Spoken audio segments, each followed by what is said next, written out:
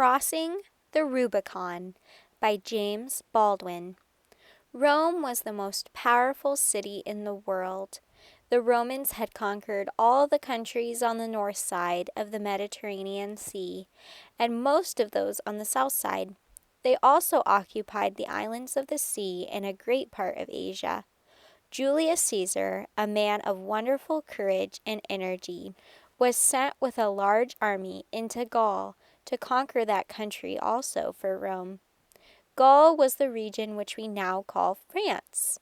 It was inhabited by a great many warlike tribes who fought against Caesar with all their might, but were finally forced to submit. For 9 years, Caesar and his army served Rome loyally and well. They took possession of all Gaul and made it a Roman province.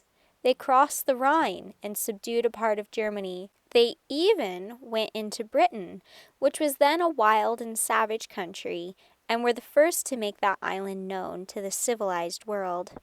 But Caesar had many enemies at home. They were jealous of him because he had done such great deeds, and because the common people in Rome and other parts of Italy praised him as a hero. One of these persons, whose name was Pompey, had long been the most powerful man in Rome. Like Caesar, he was the commander of a great army, but his army had done very little to win the applause of the people. Pompey saw that, unless something occurred to prevent it, Caesar would in time be his master. He therefore began to lay plans to destroy him.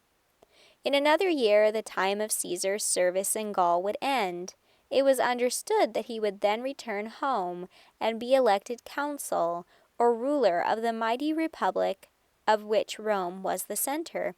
He would then be the most powerful man in the world. Pompey and other enemies of Caesar were determined to prevent this. They induced the Roman Senate to send a command to Caesar to leave his army in Gaul and come at once to Rome. "If you do not obey this command," said the Senate, "you shall be considered an enemy of the Republic." Caesar knew what that meant. If he went to Rome alone, his enemies would make false accusations against him. They would try him for treason. They would not permit him to be elected consul. He therefore called the soldiers of his favorite legion together and told them of the plot which had been made for his ruin. The war-loving veterans who had followed him through so many perils and had helped him to win so many victories declared that they would not leave him.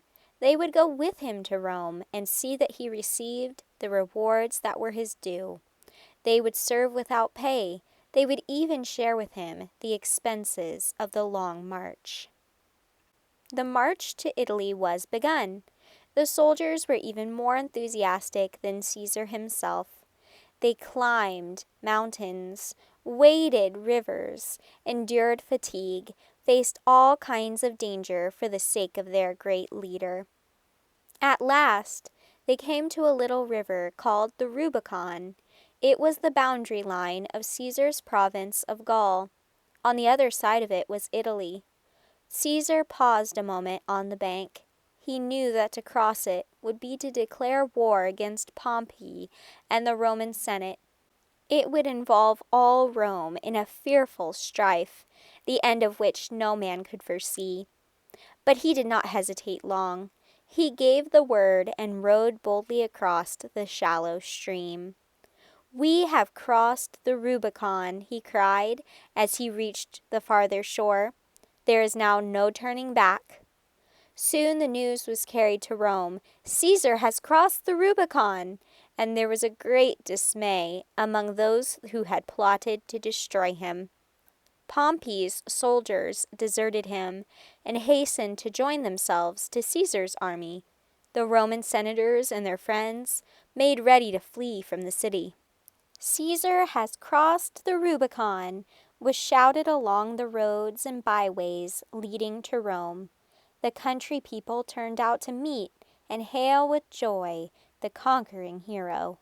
The word was carried a second time to the city. "Caesar has crossed the Rubicon," and the wild flight began. Senators and public officers left everything behind and hurried away to seek safety with Pompey. On foot, on horseback, in litters and carriages, they fled for their lives, all because Caesar had crossed the Rubicon. Pompey was unable to protect them. He hurried to the seacoast, and, with all who were able to accompany him, sailed away to Greece. Caesar was the master of Rome.